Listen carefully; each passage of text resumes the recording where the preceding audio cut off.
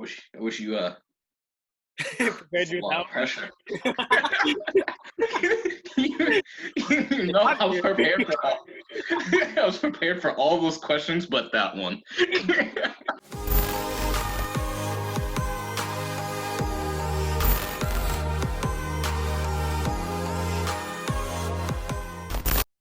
My name is Lance Madden, class of 2018, Holy Cross.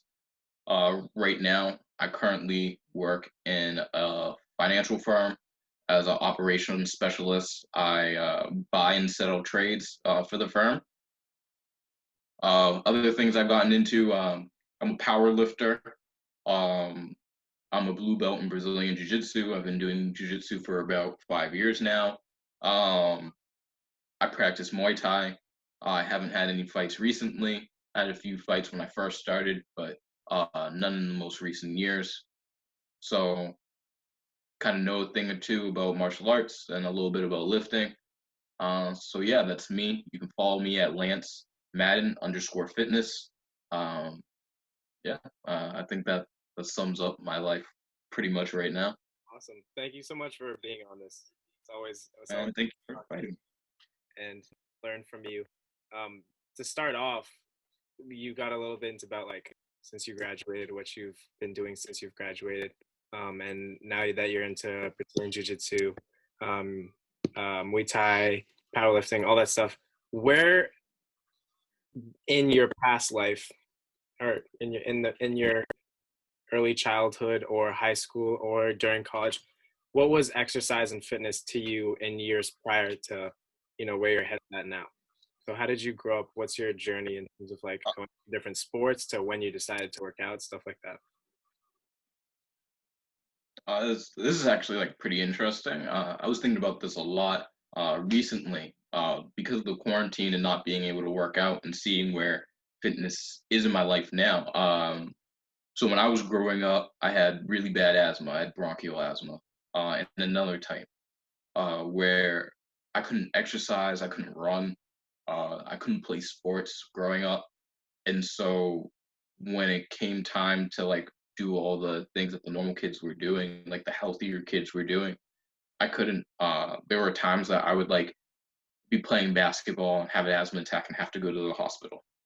As a kid, there were like three major times I could remember that I had to be like taken out of somewhere, and I'll never forget. It was like I was faced with a choice. Either I kind of grew out of it and I learned how to deal with it and exercise without it, with it, I mean, or I couldn't do the things that normal kids would do.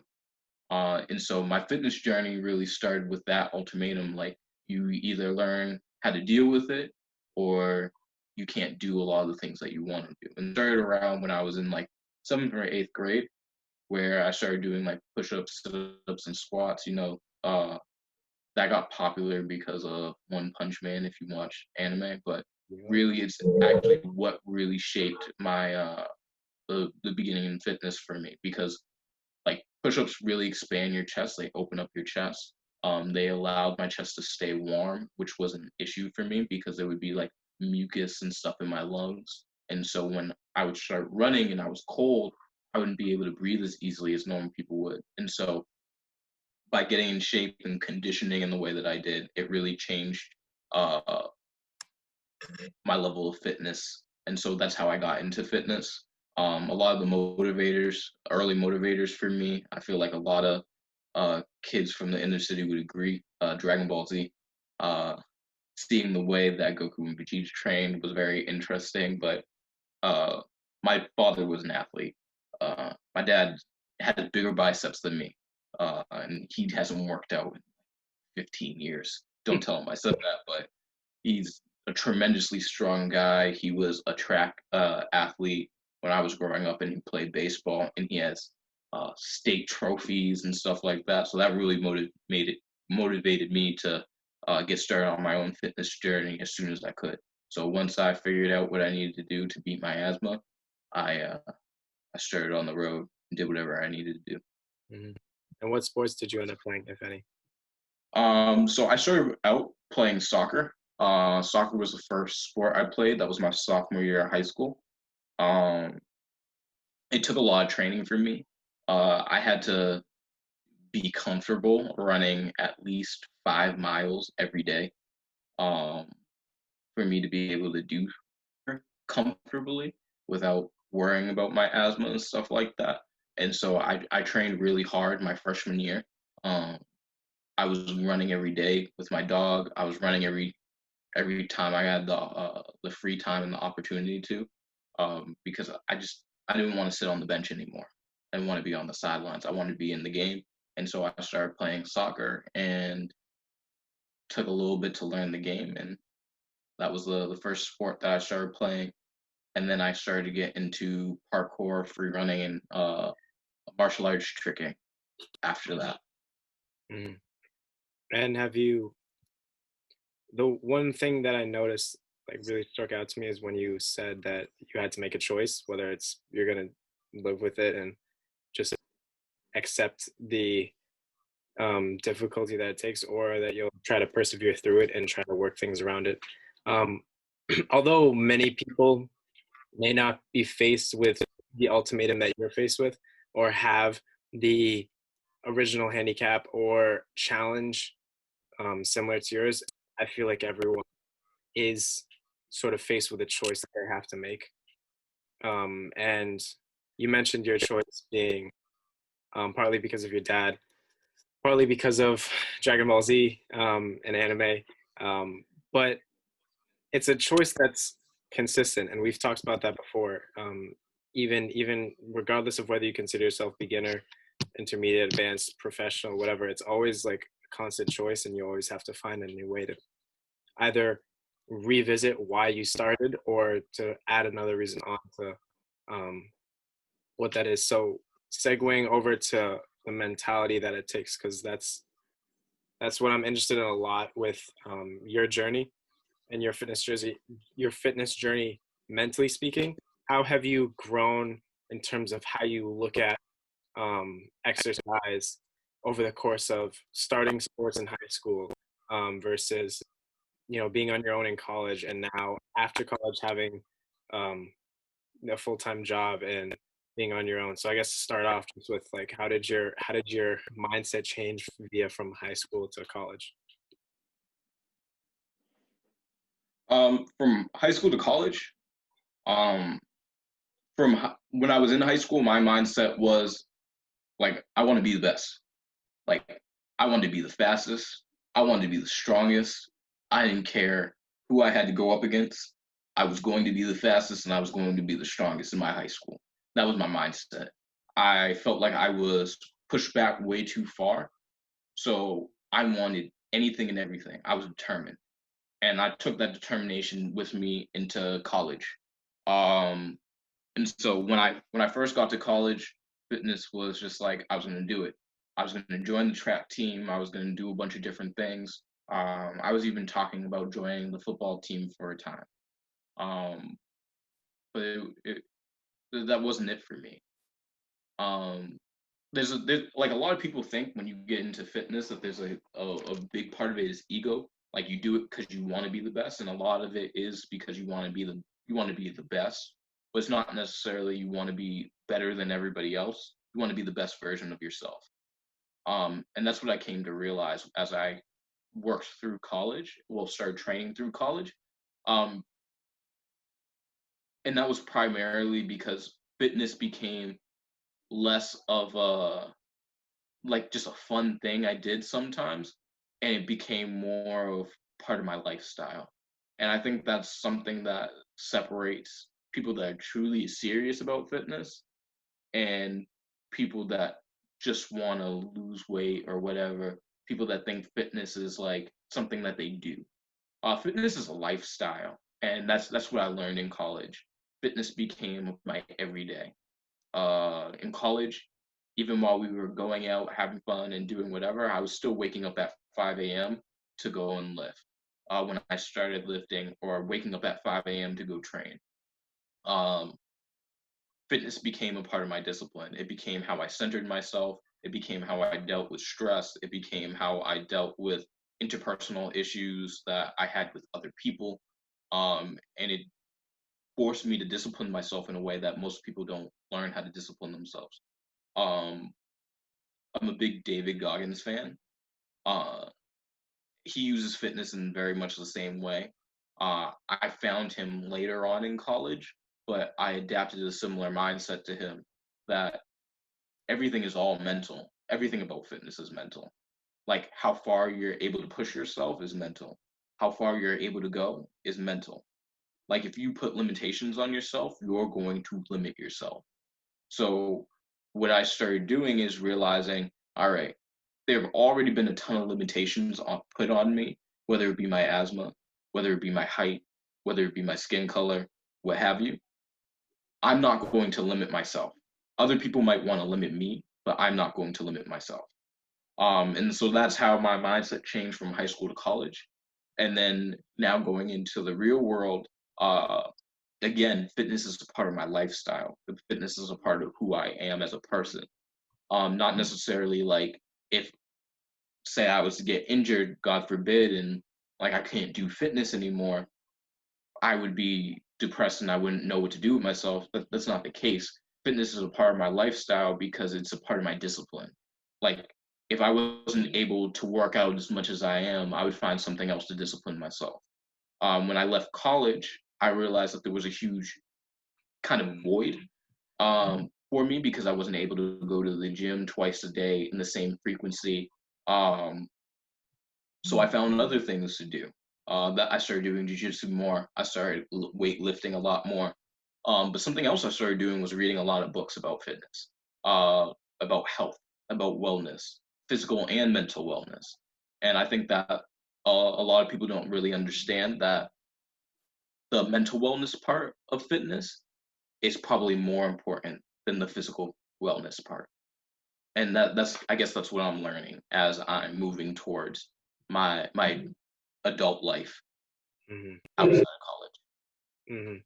So, one of the questions that I would have asked you was sort of how it affects your life, but you seemed to already answer that in that last question, and you moved over to talking about how a lot of it has to do with your mentality. I had the podcast series before this that was about motivation.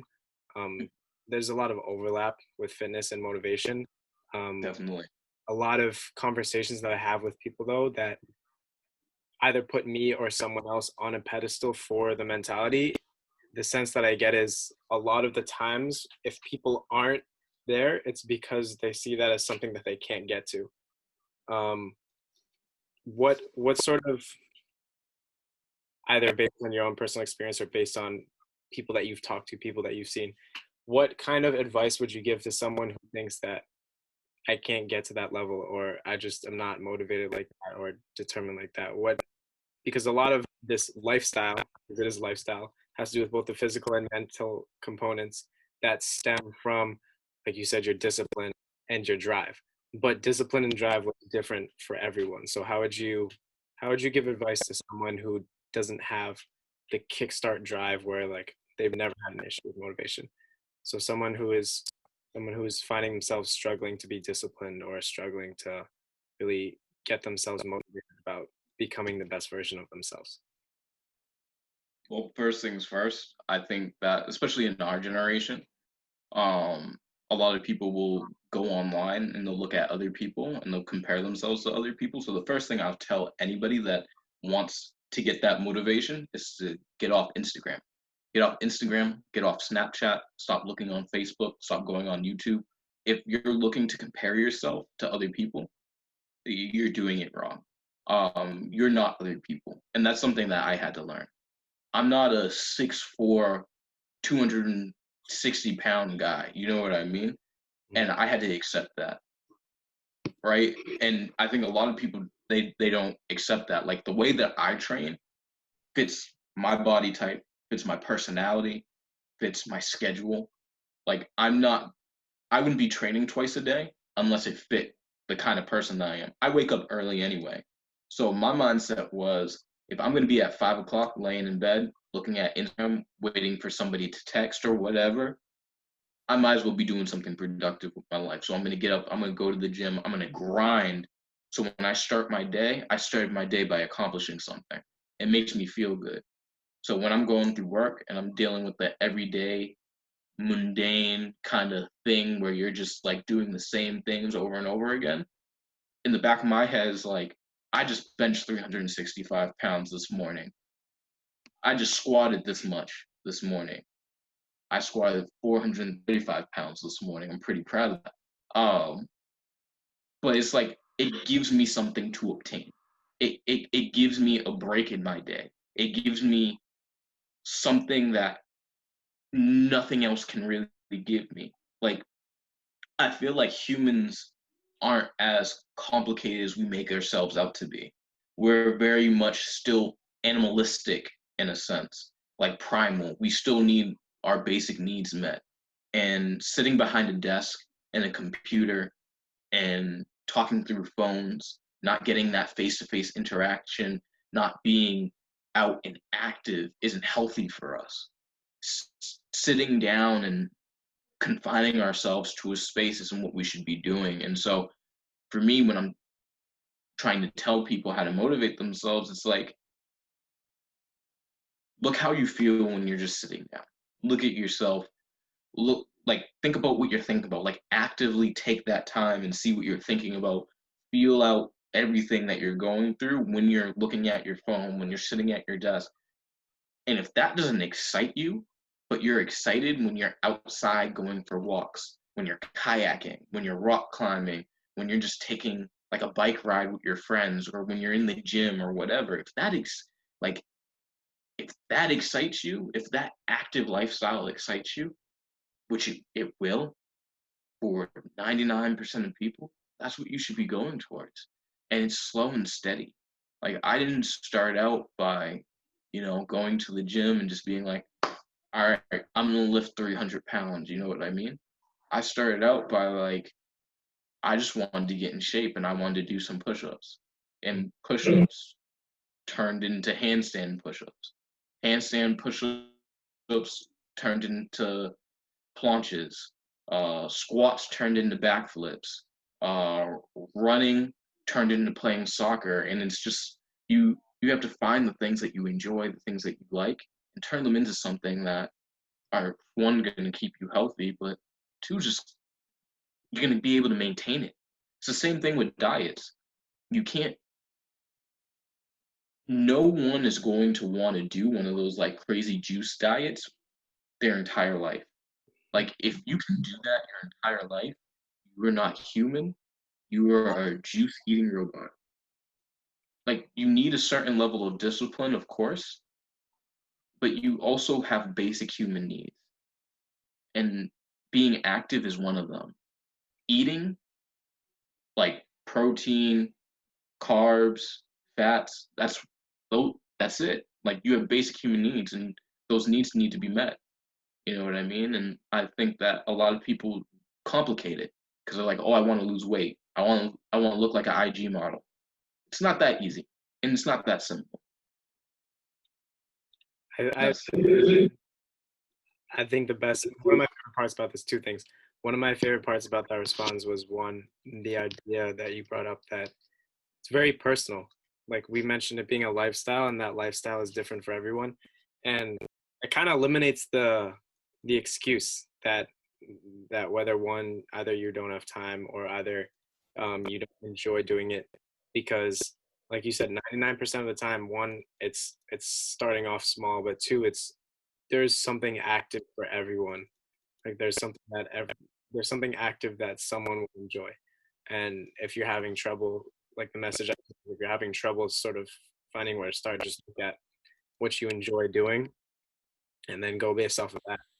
And I know that based off of my personal experience as well, um, just trying a bunch of different stuff, a bunch of different sports and a bunch of different types of training, even just switching it up after a time. Like I never originally would have seen myself as getting into calisthenics until I started. And then when I started calisthenics, I never saw myself getting into weightlifting training. And then I transitioned over to that. Like there's a lot of change that happens, which brings us over to the process and the progress over the end goal. So let's talk about that a little bit. Um, what is your thoughts or your idea or your mindset on the difference in priority between and the difference in focus between your process and your progress versus the end goal or what you're ultimately trying to attain? Um, I so something I don't like is I don't like thinking about the end. Um, I don't believe in it as a concept.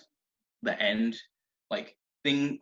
Maybe it's the mathematician in me that there's no refined endpoint. Like even if you look between the distance of two numbers, one and two, there's an infinite amount of numbers between one and two. There's no clear point where one becomes two because you can have 1.99999999999, and it can be estimated to be two, but you never know when one becomes two. And I say all that because you never know where it ends.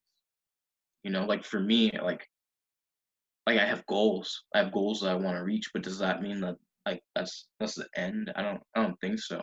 Like originally when I was in high school, like I wanted to learn how to backflip, front flip, and do all of that, and I did it, and then it turned into me doing other things like doing precision jumps, 13-foot precision jumps, and trying to do a Kong into a front flip and Kong into a backflip, and it, those are parkour terms for people that don't know. But it's like for me, I think everything is in a constant state of transition. Everything kind of flows. And when I think about just like my martial arts training versus my weight training, they don't necessarily connect. But when you think about the age I'm at, I'm 24 turning 25 in October. Like this is my time to accumulate a lot of strength, but it's also my time to accumulate a lot of knowledge, right? Like I'm not going to be after 33, most men are in their prime. Like there's some like leeway, a couple of years here and there, but this is the only time that I'm going to be able to accumulate my max amount of strength. So why not? Like I started strength training just because in the weight bracket that I was at when I was fighting, I I wanted to be strong.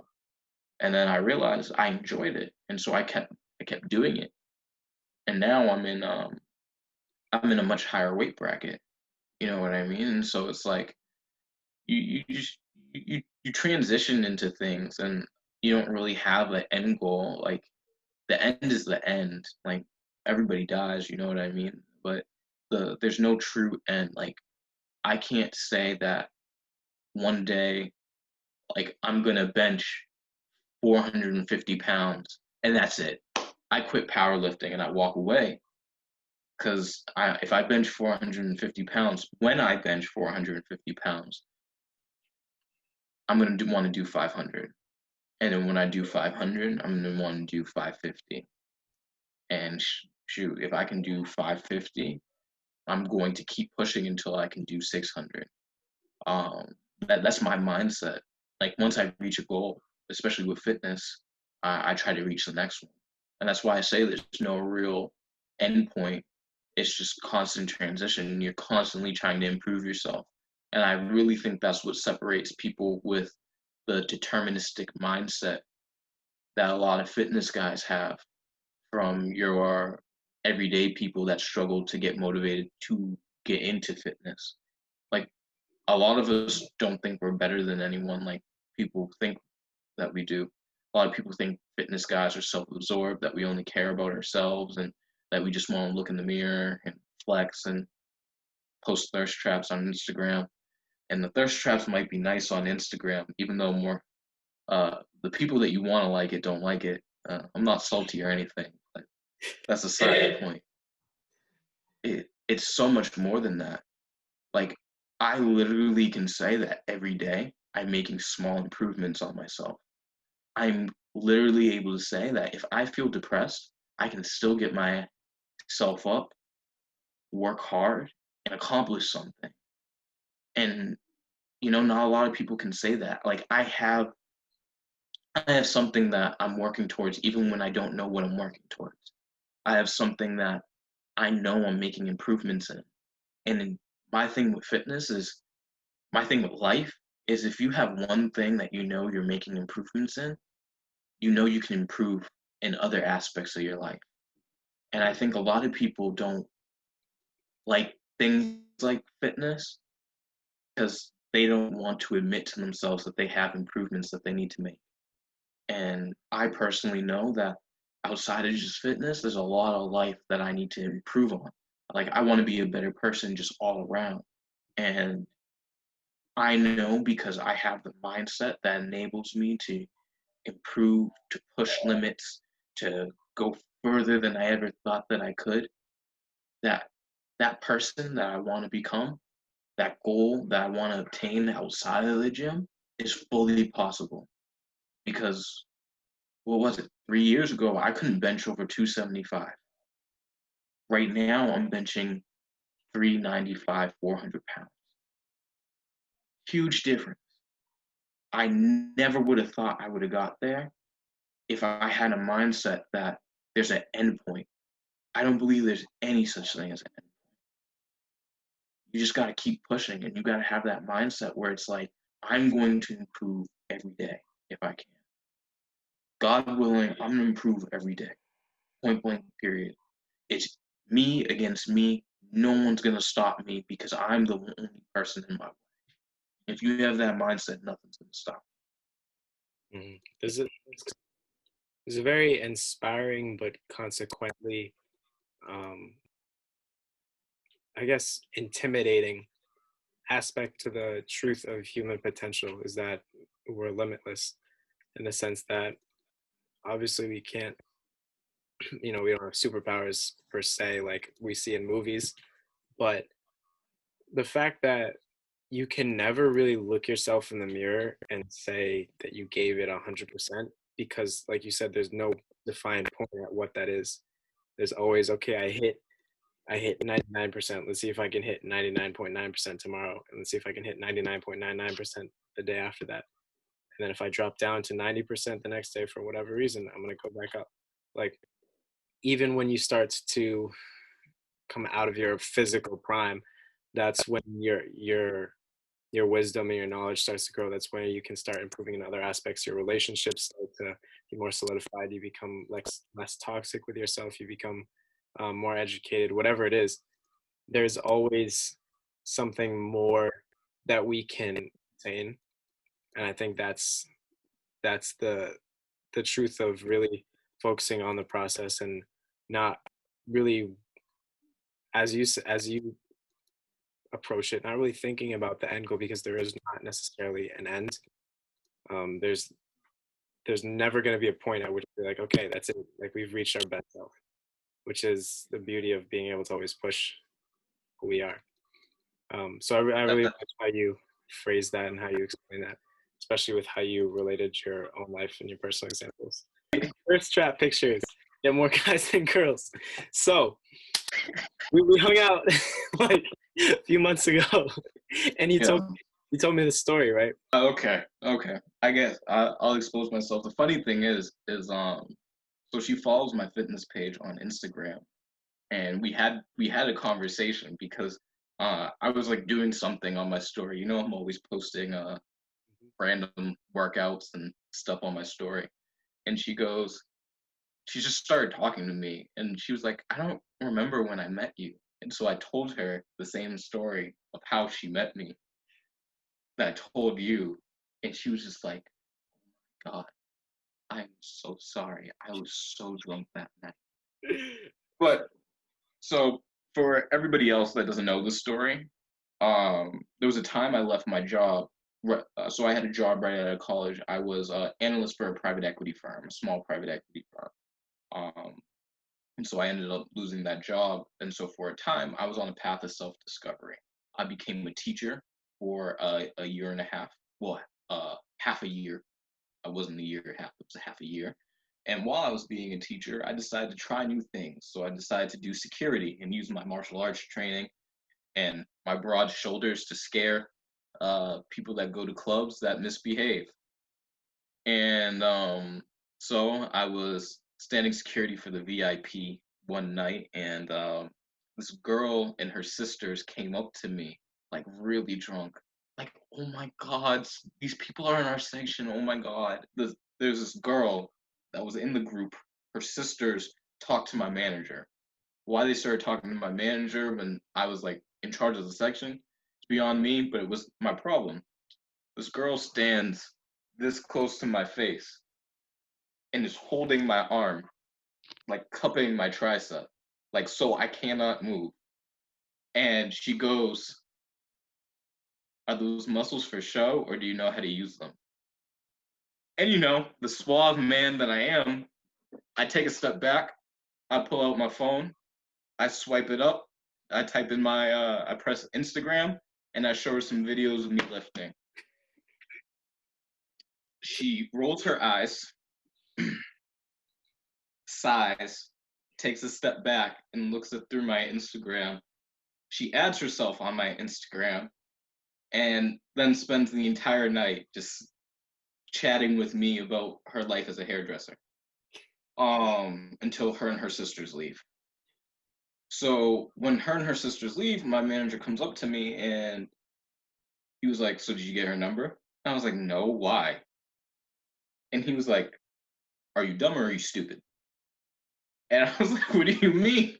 He was like, "Boy, if you don't see what was going on there is something wrong with you." Come to find out, I guess she was trying to flirt with me, and my oblivious fitness self could not see the clear signs of that.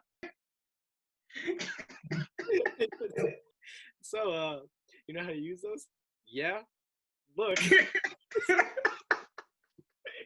Honestly, if anyone ever questions how dedicated I am to just fitness, they just gotta reference that story. Honestly, she questioned my gains, and I had to prove her wrong. I had to. You had I had to. disrespected you. What, she thinks you She some random anabolic bodybuilder? Like, nope. exactly. Like I don't do this for show. I'm actually strong, okay? She kind of hurt my ego a little bit, and I needed to make sure that she knew what was up. I bring it back. Bring it back. One, you gave a lot of good advice for everyone out there in general. What is one thing that you didn't get to address, or one thing that you want to add to elaborate on what you've already said, or something that you haven't said? Something to leave the audience with for any terms of advice with mentality, diet, nutrition, or just fitness in general, or lifestyle in general. Um, a lot of fitness advice applies to life advice, and just something that I guess that I wish I knew earlier, and just getting into everything is it's like the age old advice, right? Everyone tells you that like you run on your own time, and like where someone else is today isn't where you're going to be that same day for you. And whether that be, excuse me, in fitness or in life, I think people really need to take a step back and kind of realize that, because I spent a lot of my time early into my fitness journey comparing myself to everybody else, comparing myself to like the people that I saw on Instagram, or comparing myself to like the athletes that I ran into, and it was like ego driven. And I think that one thing we need in the world more so now than ever is less people thinking about their ego and more people thinking about like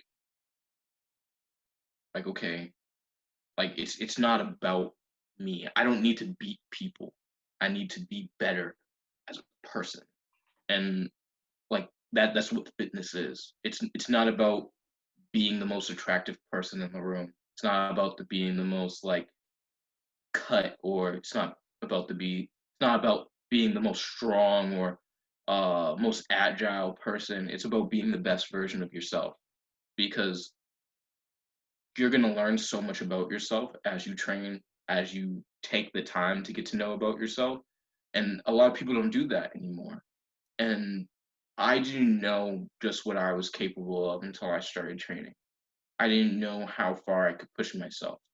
And then it's really humbling to push yourself so far and then know that you're able to go even further.